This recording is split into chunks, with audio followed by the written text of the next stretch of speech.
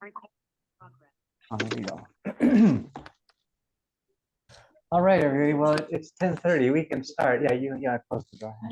All right. So, in the name of the Father and of the Son and of the Holy Spirit.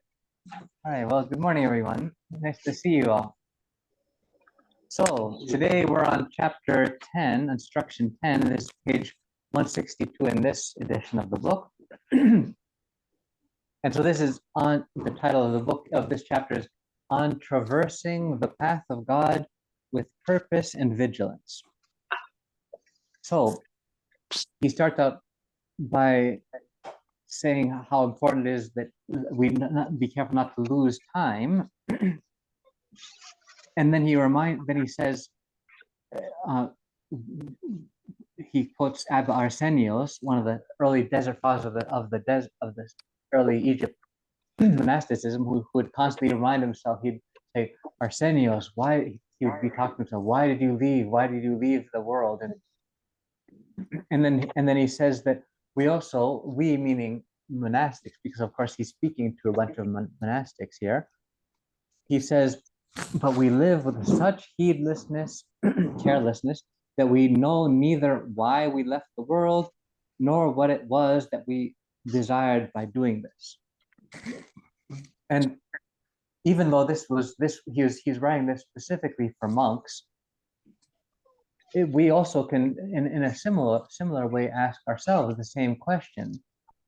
I mean, well, in other words, if we're married or we're pursuing a particular career or a particular major in college or whatever it is that we're pursuing in our life, it's very good to remind ourselves frequently. Why am I in this marriage? Why am I in this job? Why am I living in this part of the world? And because by asking ourselves this kind of question, we can remain connected with what our purpose is, what our goals are, not just our short-term growth goals, but also especially our long-term goals. And that's something that's very important, because when we're connected with our long-term goals, then we can be very motivated. And I can say this as someone who struggles with procrastination and being lazy and putting off and doing things that need to be done. And so I've tried to read up a little bit about procrastination, see what is it that you can do to fight against this temptation. And one of the things that I came across saying is when you're connected with what your goals are, whether they're short-term goals or long-term goals, well, then you'll never waste time again, simply because when you really have absorbed this, when you're really connected with this concept of what it is you want to accomplish, then that will be the sweetest thing for you. And so then other sweet things like watching TV or just whatever it is that you do to waste time, it'll be something that won't be as sweet. And so that's a very important thing to remain motivated by reminding ourselves of what our goals are. And so what Abba Dorotheus is talking about to these monks, of course, their goal is to acquire salvation and to unity with God, and which is primarily achieved by overcoming our passions. And so that's why he's reminding the monks there that we need to really keep this in mind, and this way we'll be able to have a lot of zeal and forcefulness in our struggle. And so in this edition of the book that I'm using, on the bottom of 163, there's a footnote that isn't obviously in the other editions, but I'll just read this just because it's something important. It says he's referring to what Abba Dorotheus says, that we need to exhort ourselves forcefully. And this word forcefully, or it could also be translated violently. Like it is the same word that's in the Bible where it says the kingdom of heaven is taken by force or by violence, and those who take it, they exert them, they force themselves. And then the translator of this book has this comment in the footnote. He says, the word violence leads one to thought, is perhaps a tricky word because it leads one to thoughts of harsh self-chastisement. Oh, by the way, Vicky, you want to mute yourself there? Oh, yeah, thanks. Or even unhealthy religious rituals. Oh, wait, I'm trying to silence. Oh, anyway, of corporeal punishment. But the saint is in fact talking about a positive and salubrious, which means healthy, a healthful process of self-reflection. This is what he means by forcefulness, in which one deliberately focuses and concentrates his thoughts and actions with serious diligence on the intensification, or in some instances the restoration, of his commitment to a life of spiritual discipline and growth. So this forcefulness he's talking about, this violence, is a, in Greek it's via. It's something that many of the Holy Fathers talk about, how it's important that we struggle with via. And Vicky, do you want to silence your microphone? It's going on sometimes.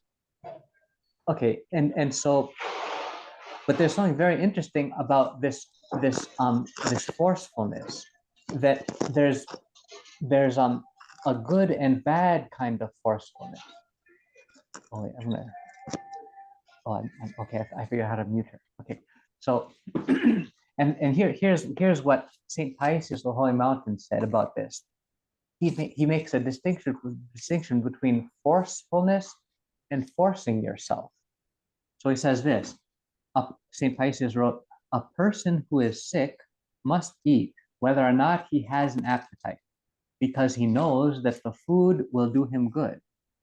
Likewise, when we are not in the mood for spiritual things, we should move ourselves to action through love," and that's the key, through love, "knowing that it will do us good, even if we don't feel like doing so.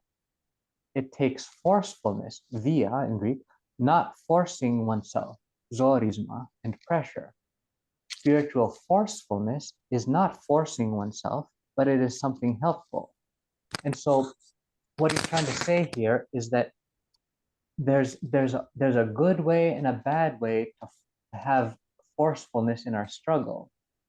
The difference is that one has love and the other one doesn't.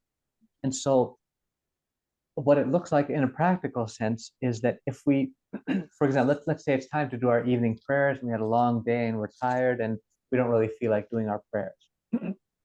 So one way to deal with this would be for me to tell myself, you just have to do it. This is the rule, and this is what your spiritual father says, and this is what, and you have to do it, you like it or not. Sort of, white knuckling it. And so I mean, it might seem like a good thing. Yeah, you're laughing, but it might seem like a good thing.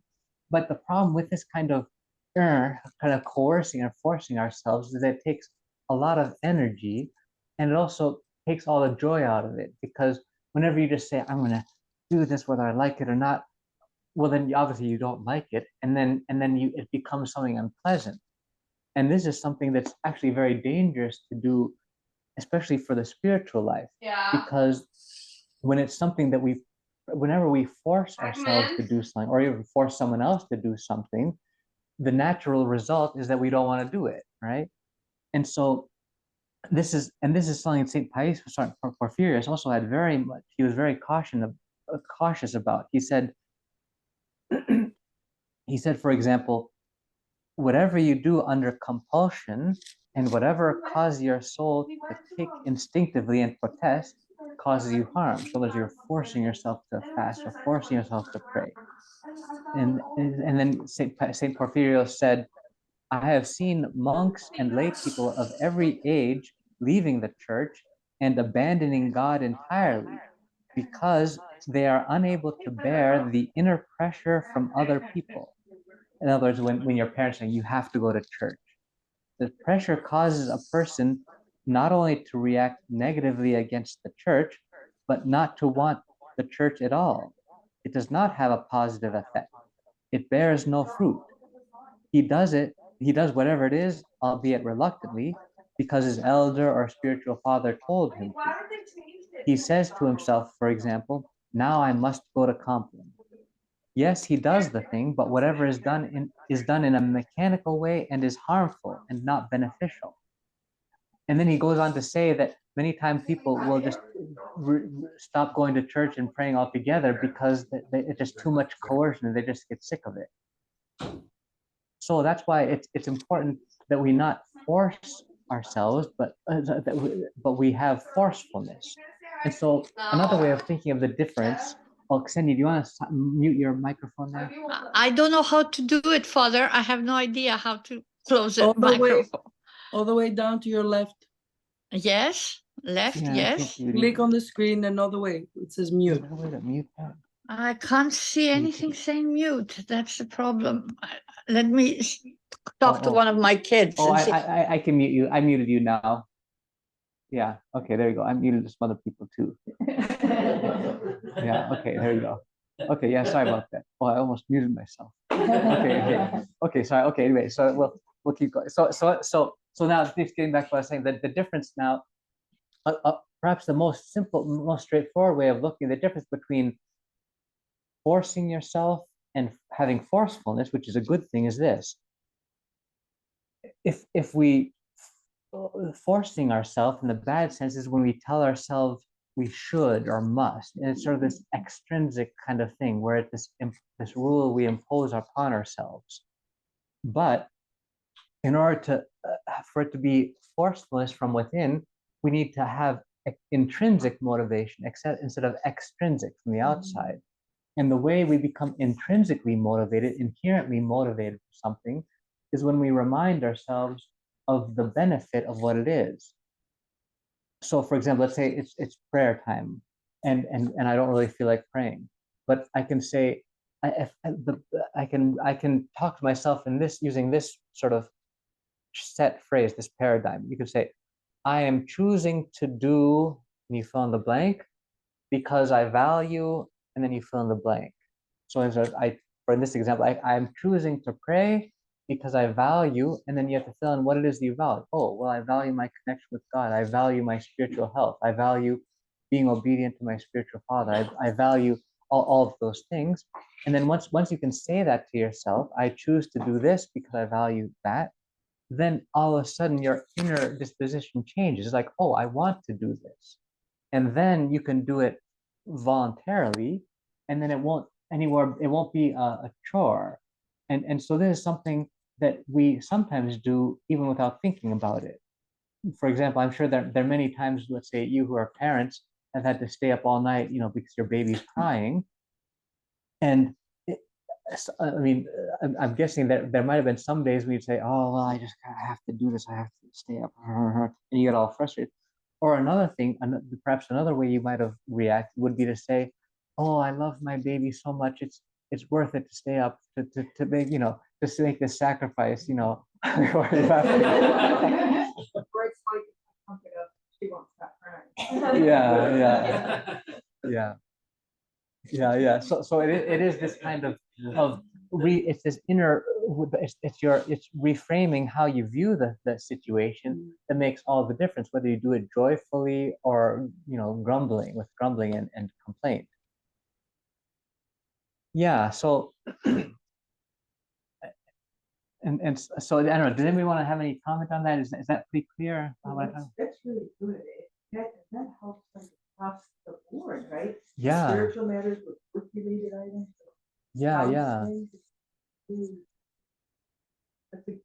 Yeah, because the reality is there are a lot of times like we there are things we really don't want to do, but at the same time we really know that we really have to, in a sense. And if we don't reframe how we view it, it can be a real drudgery. Yeah. Well, I think it's also a really good message to tell, the children and kids, because sometimes you're in situations where they don't want to do something, but helping them frame their mindset in that way that you explained, I think is also really helpful and really easy for like a young child. Yeah. What about when the situation isn't not so much that you don't want to do it, but that you don't want to do it because it's overwhelming? How can you reframe that? So I guess, so I mean, if it's overwhelming, I mean, there are a couple of things. One way, one way in which you get overwhelmed is when we have a huge project. It's going to literally take, hundreds or thousands of hours, and we just see this huge mountain in front of us, and we're like, oh, how can I possibly tackle this? It's never going to end, because it will take, hundreds of hours or whatever. And one trick that they say is very helpful is if we think of it not in terms of the huge whole thing, but let's say what's the smallest first step I need to do. So for example, let's say you're a runner, for example, and you don't want, and you're thinking, oh, I was gonna run like 20 miles today, but oh, I don't know. But you could say, and that way you can discourage and just not do it. But if you instead say, oh, I'm not going to run 20 miles. No, I'm not going to run at all. I'm just going to put on my running shoes and just step outside, see how the weather is. And then once you do that, you say, oh, well, now that I'm outside, I got my shoes on. And let me just go around the block a little. And then once you go, you say, oh, now I went around the block, let's go a little more. And then before you know it, you've and then that's sort of like there was a desert father who had a lot of temptation that just forget about masters and go get married. And so he said to himself, okay, fine, we'll leave the monastery tomorrow. Yeah, and so we'll stick out one more day, and then tomorrow we'll leave. And then when tomorrow came, he said the same thing. We'll just stick out one more day. And then he just kept doing that for years, and for like 20 years, and then finally this temptation left him. So yeah, so there are ways you can sort of trick yourself in that sense, where you can say, oh, I'll just do this little part. So that's one way of avoiding getting overwhelmed. I don't know do you think that would work for you? Have in mind in particular, or Sure. yeah, okay, yeah, okay, all right then. So let's continue now on so he was talking about how on page 164 how he was able to take his diligence in his studies and say, hey, well, if I was so diligent while I was studying and reading when I was younger, why not use the same diligence in the spiritual life? And that he said that was a trick that he found that gave him great strength and zeal in his struggle. And this just goes to show how it is that our outlook, how it is that we view things, how our thoughts are going, that they really make a huge difference. And in fact, St. Paisius of the Holy Mountain said, a good thought is worth as much as a whole aconite vigil. That's like a 13, 14 hours church service. He says a single good thought can be as powerful as that, because just that one thought can totally change your outlook and make something that was dark and gloomy and upsetting to be something actually you enjoy doing. Like one of my favorite things. Have I told you about the trash collectors? What's the greatest job in the world? Okay, yeah. There's I once saw when I was a layperson, I once saw a documentary about the people who are doing they had the best job in the world. They love these are these, and what it was is there are these trash collectors. Well, they're working a garbage dump in Rio de Janeiro. And so in the city in South America, what they would do is just like in most cities, they would have garbage trucks. They would collect the garbage and then they make this huge pile, this huge mountain of garbage. And then what these guys' job was to go through the garbage and pull out all the stuff that's useful or recyclable or whatever. And so they once interviewed these people who had this job of going through all this disgusting trash that smells. It's all gooey and gross, and they all loved their job. And they couldn't figure it out. This is and they're saying, yeah, this is such a great job. We're contributing to the well-being of our country, making the city a better place. Yeah, we're they're all like into it, And so there's the worst. So essentially the world's worst job, but they made it into the best job for themselves. So this just an example of how you can take something very unpleasant and find something. And basically what they're saying is this: I choose to go through this disgusting garbage because I value the cleanliness of our city and helping other people and all that. So yeah, so that's a very powerful thing. Our mindset. Okay, and then he also says further on page 165, this paragraph 105, he says, if you don't struggle with a purpose, it says then you'll be crushed and will scurry about without a goal and not get anywhere. I heard, this reminds me of a cute quote I once heard. Someone said, no one aimlessly wandering around suddenly finds himself on the top of Mount Everest. In other words, you don't accomplish anything. There's just a sort of aimlessly going around, and if you want to accomplish something, you have a goal, you pick it apart, you see, okay, what are the steps to get there, and then you get it. And so the same thing, of course, with our spiritual life. If our spiritual life is to reach the summit, God, we have to ask ourselves, well, how are we going to get there?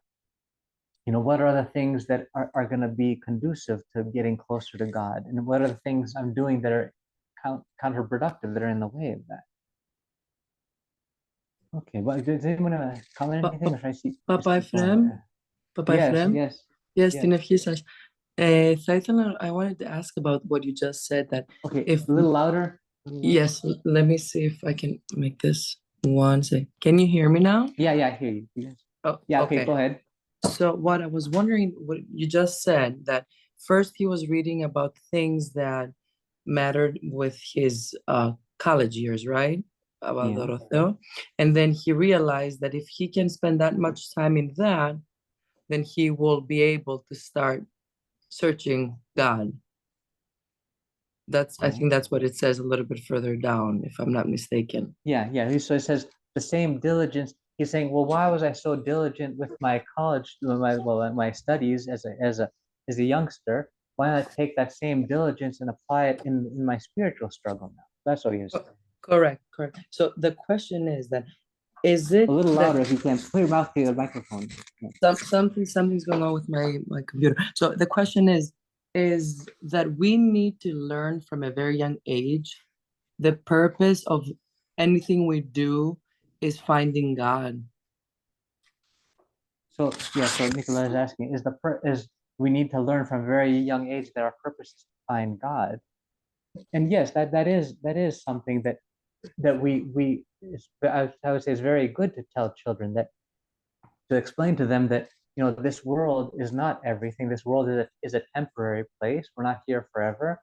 And in fact, compared to what we have in the afterlife, this is just a blip in time. And so if children can understand that we're just in a preparatory sort of stage, and that what our real goal is to reach God and reach heaven, well then that can put things in a better perspective. That's like in the purpose. Like, for example, we meet a lot of people that in the older years of their life, they really haven't found how to find God. Is it the reason because the research didn't start young? Like, let's say. So Nicolette is asking, why is it some people who even when they're old, they still haven't found God, they still haven't had the purpose?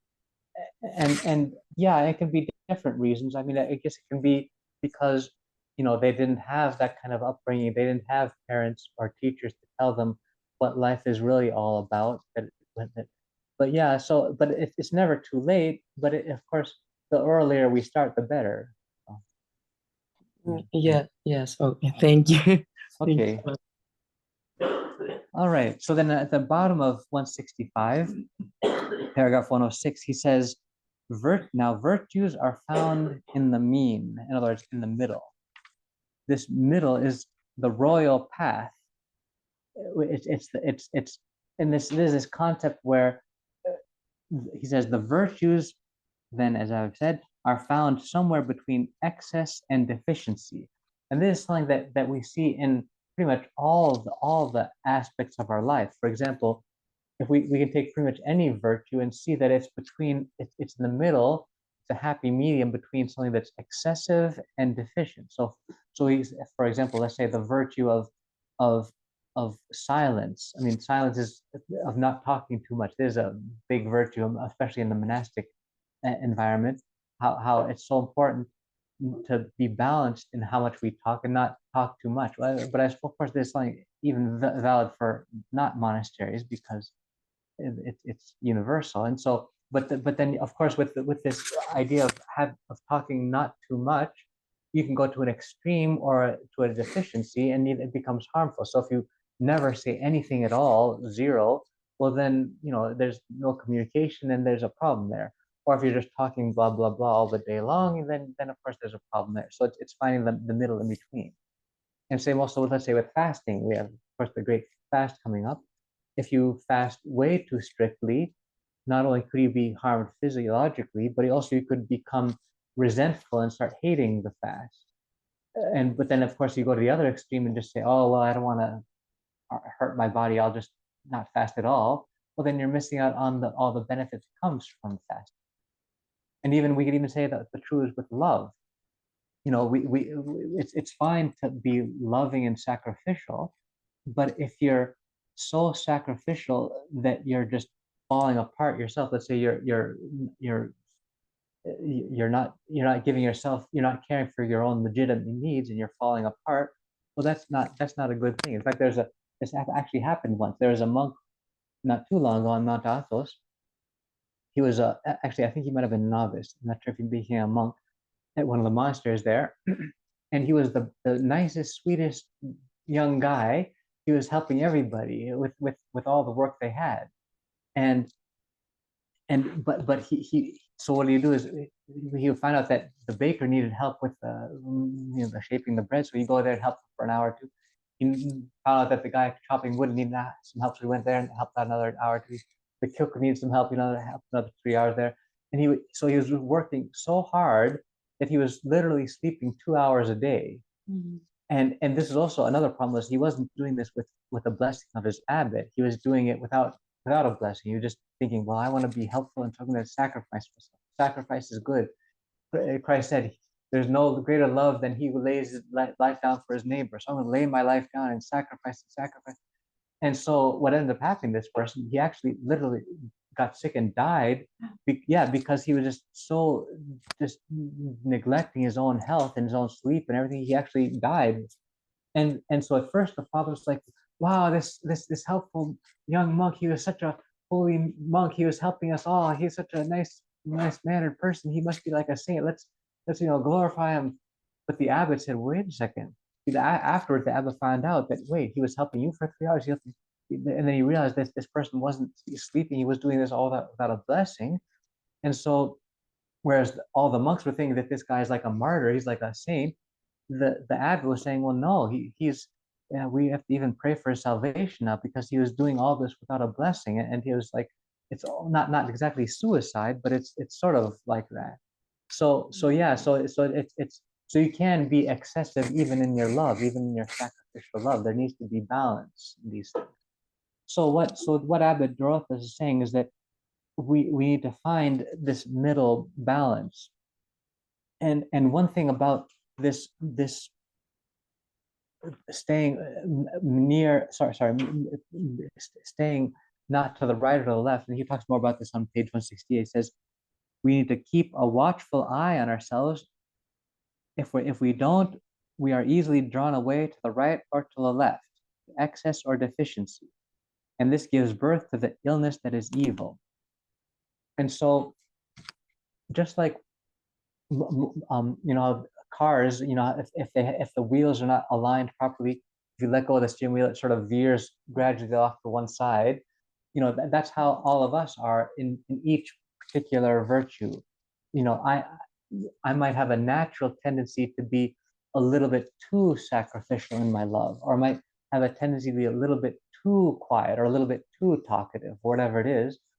And that's something that I need to be aware of, that I have this natural tendency that draws me away from the happy medium, so that the next time when there is a question of what I should do, I'll know to steer the other way. So let's say, for example, I know that I'm a little bit on the talkative side, and I tend to talk too much. And then some situation happens, and I have the thought, oh, say this, I throw in your comment. Well, then if I'm alert enough to catch that thought, then I'll be able to say to myself, well, wait a second. I already know that I'm a person who actually talks more than I should, and I often regret the things I say.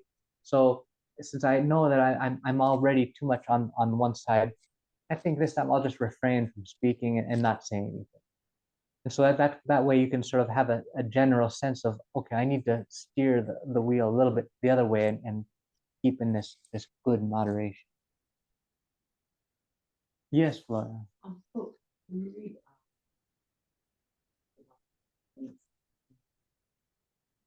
Can you talk a little louder? Yeah. sure, when we read biographies of the saints, and we read Mother Joseph, Yeah. sometimes my tendency is to say, like, we emulate that. Yeah. So how do you take the lives of people Yeah. that achieve so much? Yeah. Were so hard on themselves, one extreme, but then be more in moderation to ourselves. Yeah. Were you guys online? Were you able to hear that? Okay. Yes. No. Okay. So what she's saying is she Flora was saying that we see in the lives of the saints a tremendous amount of self-denial, and you mentioned Saint Joseph the Hesychast, for example, who would eat almost nothing, or they would sleep almost not at all, and these extreme feats of self-denial and asceticism. And the question is, well, then how can we benefit from these extreme examples?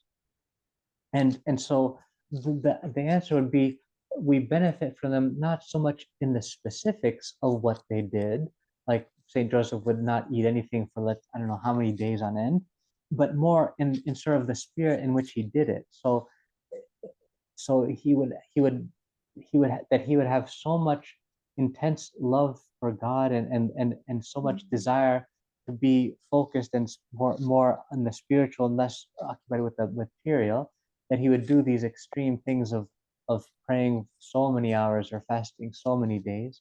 And so we could say, okay, well, I obviously can't do that. I don't have that physical strength. And if I tried to do it, I would just get sick. In fact, I once had that happen to me once when I was when I had officially become a novice at Mount Athos.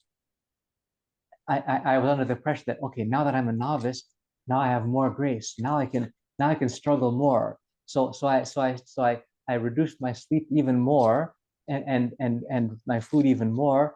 And I said, okay, now this will be good. This will be great. I'll get all this grace.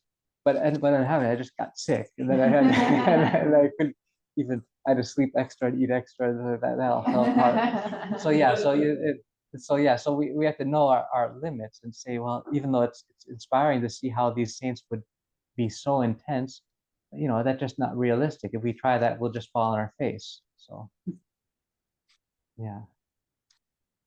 yeah, so that's okay. And let's see, moving on and jump in if anybody else has any comments. Okay, and so then on page 169 at the bottom and on to 170, oh yes, Anthony. Yes. So how do you emulate it for yourself, knowing that you are the weak? Can't do that. How do you take that and apply to you? What can you take out of that? Yeah. At your level, is it that you just look at that more, or just thoughts come to you more, so that you put more effort in? I mean, just how can you take those nuggets? Yeah. So the question, how can we take these nuggets, these intense examples from the saints and apply it and benefit from it? And so I guess one way would be to benefit from the realization how much less grace we have compared to the saints, because the reason why the saints were able to do these extreme things, it wasn't only because they had more zeal than we do, but another big thing was they actually had a lot more grace in them, and this grace enabled them to eat almost nothing or sleep almost not at all. Or many times they'd be, a lot of Russian saints, you hear about how they'd be in the Siberian, tundra and desert without almost anything, and they wouldn't be cold. And there was no clothes, they wouldn't be cold. And this because the grace of God was something so powerfully dwelling in them that they didn't have the same biological needs that we have. And so there's by being aware of what level the saints are at, it makes us put into perspective where we are, because we might, it's very tempting for us to think, oh, well, I go to church way more than everybody else. I pray way longer than everybody else I know. I'm actually pretty good. I'm all set. But then when we see the saints, we say, whoa, I'm nowhere near that. So that's one way it can be helpful. But the other way would be just seeing how otherworldly their mindset was, and so that they would have such an otherworldly mindset, they would even have this as something they would want to do, like to just sleep for like 2 hours or in the 24-hour period, or just eat almost nothing. It just shows. I mean, one of the most powerful things, the most powerful moving things for us, is to see a saint and how they live. Like I remember there's about 20 years ago or something, I saw there was some Orthodox periodical, and they were interviewing, I think it was a Russian Orthodox bishop, a Rokor bishop, and the person interviewing him asked him a very loaded question. The question was this: he was saying, Your Grace, what is it that you really need in your diocese? I know you have all kinds of needs. There are all kinds of churches that are struggling. The priests don't have a good salary, and there's so many works that you want to do. What is it? And he just goes on and on of how many needs, financial needs, the diocese probably has. Then he says, so what is it you really need? And so the way that the question was framed was, it would have been so easy for the bishop to say, well, we really could use some money, you know. But the beautiful thing was the bishop didn't say that. He said, what we really need in our diocese is a saint. If we have a saint, then everything else will fall into place. We'll have enough funding for all those projects. We'll get all the people be inspired. They'll be coming to church. They won't, So yeah, and so that is really, I think, the value of the saints is that they really speak to us, and they really move. And I'm sure many of you have known very many at least some holy people in your life. Like, for example, many of you have met Elder Ephraim, or maybe some of you have met other holy elders. And even though, if you really think about it, what did that, let's say, for those of you who knew Elder Ephraim, if you really ask yourself, okay, what did Elder Ephraim actually do for me that was all that specific? I mean, maybe he gave you some specific guidance in life or something, but the chances are it really wasn't something very specific he said or told you that made such an impression on you. It was just probably just the fact that he is who he is. There's his being, his sort of his, yeah. And that's, it's sort of like how that story, that there's a famous story from Saint Anthony the Great. When Saint Anthony was alive, there are many monks who would come all over the place to speak with him. But there's one monk that would come repeatedly to Saint Anthony, would never ask him any questions, whereas all the other monks would ask him questions. How should I pray? How should I fast? How should I? And so after several times, Saint Anthony saw this monk coming and never asking questions. He says, "Hey, Father, I noticed you've come here several times. You never asked anything. Do you have any questions?" And then the monk said, "No, it's enough just for me to see you." And so that's how it is with the saints. It's just enough to see a saint, just to be in his presence, and that can be something very powerful and touching. That can be much more powerful than anything the saint might tell us. It's like being by the grace, right? Yeah, You- yeah, You close to it, feel it.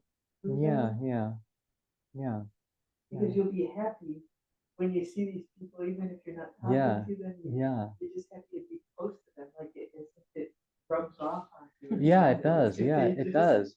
It really does rub off. And in fact, they've even done some studies. I'm not sure how much this refers to the spiritual life, but I mean, they've actually done some studies of of of heart rate variability, and this thing they call coherence, where if a person is in a good calm state, and then if you touch the person's skin, then and that person is a calm state, it will actually it's scientifically proven that it will affect you and make you in a calm state.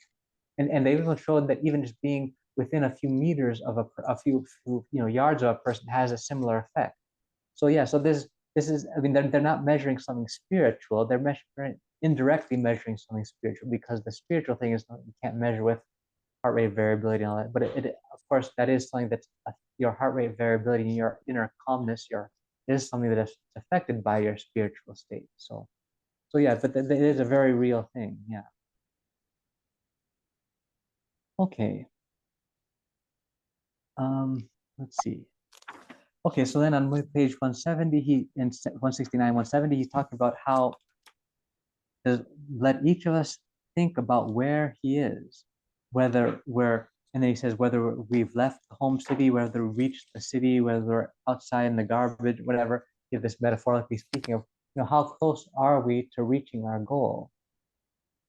And so this kind of inner disposition, this inner awareness of where we are, it's a very important part of our spiritual journey, because if our goal, if our purpose is to reach God, it is important, as he's saying, to know, well, how close are we? How far are we?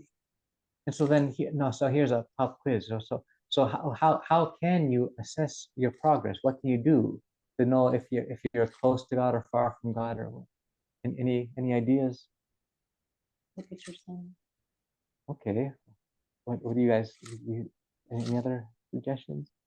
It's true, because obviously the saints aren't committing very many sins, or the very, very tiny ones. That is one good indication.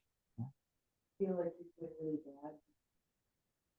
Yeah. So there is this paradox that, and I think, and actually Abba Dorotheus is going to talk about this. I think it's coming up in one of the coming chapters, where the closer you are to God, the farther you view yourself as from God.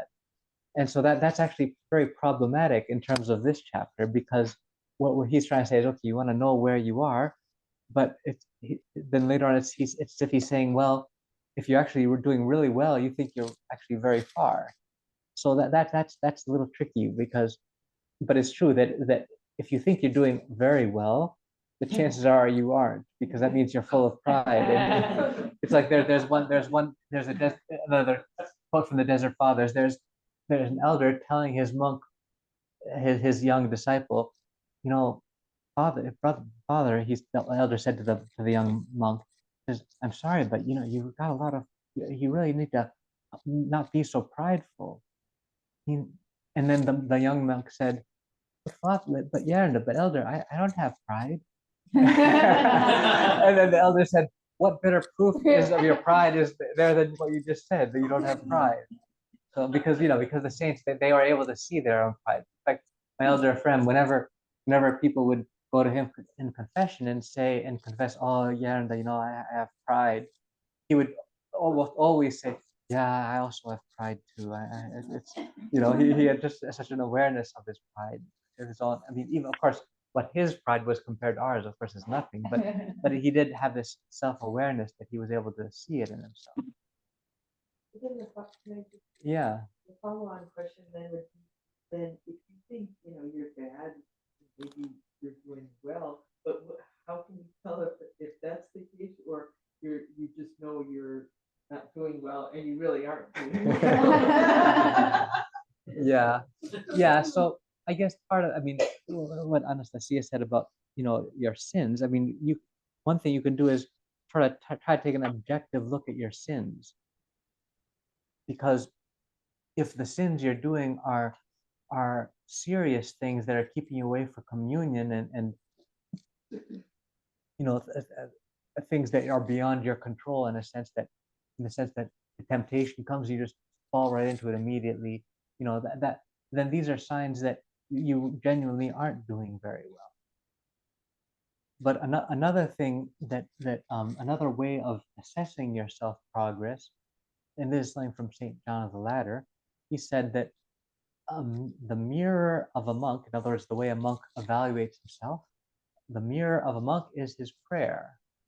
So in other words, by seeing, how do you pray, and not necessarily how much, how long you pray, but how you pray, what intensity, because in prayer, what really matters is the quality, not the quantity. In other words, it's are you able to pray with love, with humility, with intensity, with focus? And I told you this story about the guy who showed off with his fingers, the flight. Yeah, there's again in the Desert Fathers. There's a monk who went to a to a holy elder, and the monk said to the elder, you know, I say I do all my I read the matins, vespers, compline. I read the first, third, sixth, ninth hours. I read all that. I do all these prayers every day, and I read the Psalter. But what am I still missing? And then this holy elder, he raised up his hands to heaven, and then starts praying, and then these flames of fire are coming out of his fingers, and then he puts his hands back down and says, if you really want to, you can become entirely flame in prayer. Wow. And I was thinking, what a show off. But yeah, that's the point. You can have a great intensity of prayer. So you can see, when we pray, how is our prayer? Is our mind wandering? Like Elder Emilianos said, and he had a very intense prayer and very high standards. He said, if your mind is wandering in prayer, that means you don't love God. I was like, yeah, that's pretty heavy, because I mean, how many of us could say that our minds don't wander in prayer? Well, yeah, and the truth, and he is right, because if we were in love with God and had that intensity of love for God, it would be the sweetest thing for us to be praying and talking with him, and then our mind wouldn't get distracted. And that's how we see the saints were. I mean, we see, for example, like Saint Irene Cristovalandu. She was the abbess of a monastery, and she had such intense prayer, she was just oblivious to her surroundings. And once the demons, in order to stop her prayer, what they did is they actually lit a fire underneath her, as actually a real fire, and her clothes caught on fire, and and the other sisters smelled that, hey, there's a fire. So they even smelled like burning flesh, like her body was literally, her legs were really cooked, literally. It was that bad. And so the nuns burst into her room, and they say, oh, they put out the fire, and then as they're putting out the fire, they bumped into her, and then that's when she sort of came to.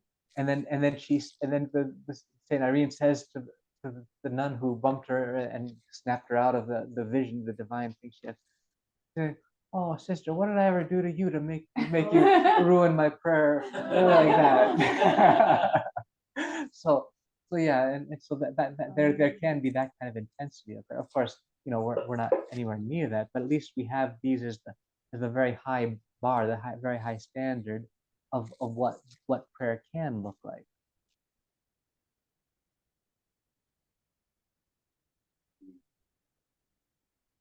Oh, yeah. What was that? One time you don't Which Melanie? Yeah. Oh, louder. Oh, she said, don't you ever just, besides your prayers, don't you ever just say, estudio, and she was like, Yeah, on yeah. and on. And my jaw dropped because it was like, Juliet talking to Romeo. It was the most beautiful thing, Yeah. Better. So I because I'll just repeat what she said in Greek. She said she once went to Gerontis and Melani here in Wisconsin, near Chicago, and Gerontis and Melani said to her, oh, don't you ever just talk to Christ and say, oh, my dear Christ, how much I worship and adore you, how much I just love being with you, how you're just so sweet and wonderful. And Gerontis was just going on, and Kyriaki's jaw just dropped to see, how what it looks like when someone's in love with Christ. She said, like, it's like a Juliet in love with Romeo kind of thing. It was this very, very strong eros, as the Holy Fathers call it. This very intense love. It's not a sexual thing, but it has the same intensity. And when you have that kind of intensity, obviously you're not going to be daydreaming, oh yeah, and tomorrow I gotta do that, that kind of thing. So yeah. Papa Ephraim. The those means don't they get in like the way? The what? Your thoughts. Oh, the thoughts. Yeah. So like that are not maybe yours, but like spiritual battle. You know what I mean? yeah, well, I mean, it's true that the demons won't stop trying to tempt us with distracting thoughts, and how successful their attacks are will depend very much on how intense our prayer is. And I mean, I'm and the Holy Fathers do use as an analogy the love of a husband and wife, that intense, like, or the bride for a bridegroom. You know, if you know, some newlywed couple are just like together, and then there's something else going on, someone else trying to interrupt or talk to them, you know, they won't really give me attention. They're just like, they're so much in love with each other, they don't have time for others. So it's that kind of intense love that the Holy Fathers are talking about, that they are encouraging us to develop. Yes, but Is that also a sign that you're in a good? oh, that kind of intense love. No, not the other kind of stuff, when you have those kind of thoughts as well. Which, Distractions or like unseen work. yeah, so distracting thoughts really come to everyone. I guess what you're probably referring to is the idea that the closer we are to God, the more temptations we'll have. That kind of Either concept. temptations or like the thoughts, the legismus. Yeah, so I wouldn't put it quite like that. I would say that well, there's two sources. Well, no, there's actually three sources of thoughts that are pulling us away from God. One source would be the demons just trying to distract us and make us think about something else. The second source would be, you know, our own passions. So if I'm a glutton, and I'll naturally start thinking, oh yeah, and tonight we're gonna have pizza. Oh yeah, you know. It's or any passion. If it's an anger passion, I think, oh yeah, I said that to me. You know, your mind will go back to that. So any sort of passion, those will create these logismi, these logismus. But then the third cause of distracting thoughts is just, you know, life itself, because, you know, we're living in a material world we have real needs. You know, I have to survive. I have to make a living. I have to cook my food. I have to have a roof to sleep. You know, there are all these very real needs I have to take care of, and those do create distracting thoughts. And that's why. So, for example, Saint Joseph the Hesychast, he realized that these pairs of life are things that can detract from prayer, and so that's why he made a point of simplifying his life as much as possible. So, for example, when his handicraft was to carve wooden crosses by hand, and he said that he was very talented in this wood carving, and he could have made these crosses with really intricate designs and everything, but he avoided doing that and just made very simple kind of crosses, because he didn't want his mind to be all caught up in, oh yeah, well, how to get the angle right and how the design there. He said, I don't want to worry about that, so I'll just do like that. So you can make an attempt to simplify your life, but it is challenging. I mean, because especially depending on what your responsibilities are, there might be some that really can't be simplified. I mean, like a lot of them, perhaps. Yeah, I'll just share one sort of silly, maybe funny way. I noticed the same thing when I was a novice in the monastery in Mount Athos, and I wasn't really familiar with all the Greek food that they had there, and there are several kinds of foods that I'd never really seen before. I wasn't even sure. So wait, what do I eat this with a fork or a spoon? But I was also at the same time trying to be really zealous of prayer. So I caught myself there. I was in the trapeza in the dining hall trying to figure out how to eat it with a spoon or a fork, a spoon or a fork. I said, wait, what am I doing? I don't want to be thinking about that. I just want to be praying. I don't want to think about what utensils to use. So that's it. From now on, I'm just going to eat everything with a spoon. And so that I just got in the habit of eating everything with a spoon. And I still sort of do that. So even fish, which is sort of hard to eat with a spoon. But anyway, but that's just an example. Although maybe it's not a good example how you can simplify your lives. But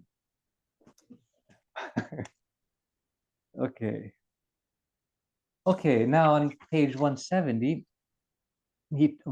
paragraph 108, he talks about these three dispositions of a soul, and this is what he talks about really for the rest of the chapter. How there's there's basically three stages we can be in when we're resisting our passion or not. There's the first state is someone who, as he says, someone who indulges his passions openly and without inhibition. So if there's someone who just, if take gluttony for example, when the hamburger, you smell the hamburger, it's fried, you say, oh, I just can't resist, and you just eat it. You don't even try to keep the fast. You just instantly fall. So that's that. Whereas then the next second of the three is someone who does resist and says, oh, but it's a Friday. Yeah, but it's so good. Oh, but it's a Friday. And then you might end up eating a few bites anyway. But then after you repent, oh, I surely shouldn't. Oh, now I got to go to confession. And then so there's this struggle. It's a tug of war. Sometimes you're falling, sometimes you're winning, losing. It's a back and forth kind of thing. And then the third disposition is when a person is actually working to uproot them. And so this person is someone who every time the temptation comes, the person says, no, it's a Friday and I'm not going to eat it, period. That's it.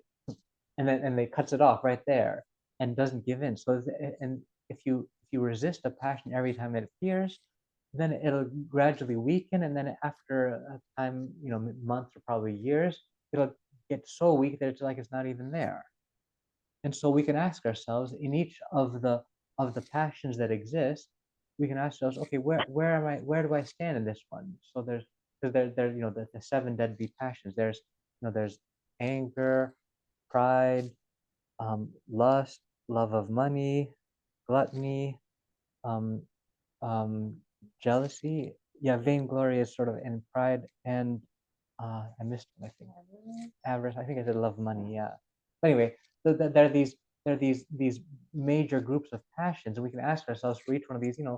How am I doing? Let's say with love of money. When there's an opportunity for me to cheat a little and get a little extra, and maybe do I give into it, or do I resist without any difficulty, or is there a struggle, or you can ask yourself for each of those passions. And in fact, that'd be a very good way to prepare for confession, is to say, in each of these primary passions, where do I stand? How well do I resist these temptations?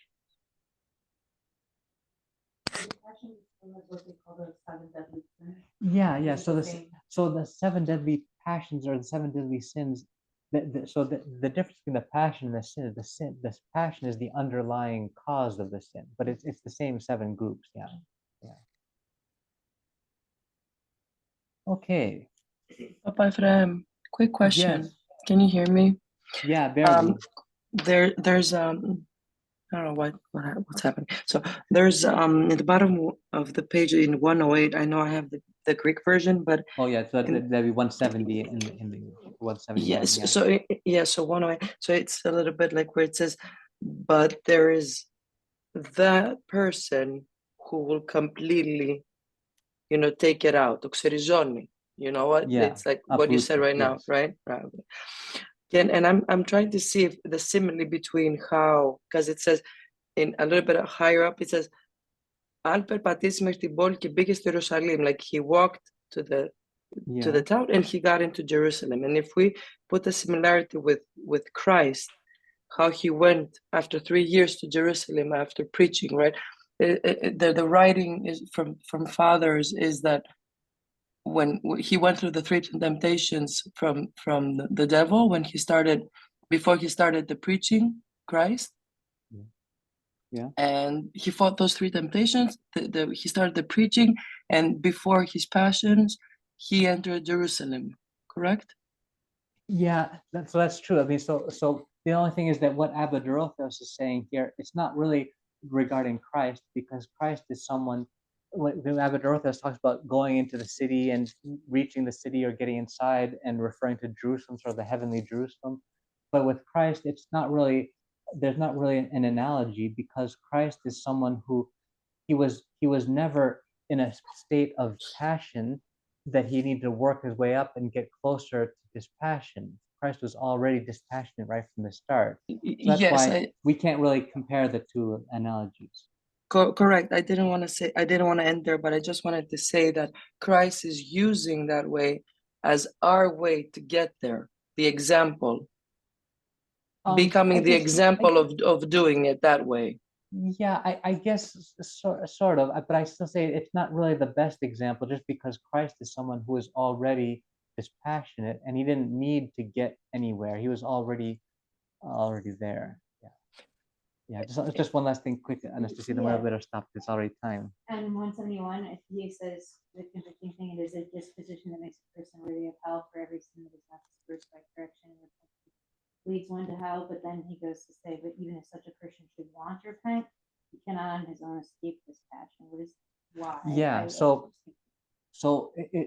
what he's saying is that depending on how strong a passion is, it might not be something we can just we might not have the willpower to resist. So if let's say I'm an alcoholic, you know, I don't want to be an alcoholic, but if I'm already at the point where it's just so deeply ingrained within me, I can't on my own just stop. I need help. And with the passions, it's with the help of the saints and this by having someone holy pray for me, that can be something that's almost required for me to get out of this bad state I'm in, because I'm so weak, I'm so enslaved right now to this passion, I just can't do it on my own. Okay, so we'll have to stop here because it's time. We'll just finish the last couple pages of this chapter next week. And then also we'll do chapter 11 on being sedulous, diligent to cut off the passion swiftly. So we'll do chapter 11 and the end of this chapter next week. All right, it's the same time as this. All right. Through the prayers of our Holy Father and Abba Dorotheus, Lord Jesus Christ our God, have mercy on us. Amen. All right, nice to see you all. Thanks for coming. And if you want to eat any more, please, there's yogurt too this time. You gotta use it for it's the fast. Thank you. Oh, well, fasolada is really nice.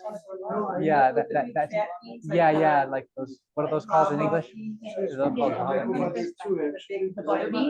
Yeah, I think, but yeah, lima beans. Yeah, osprey, the white beans. Those are nice, really nice.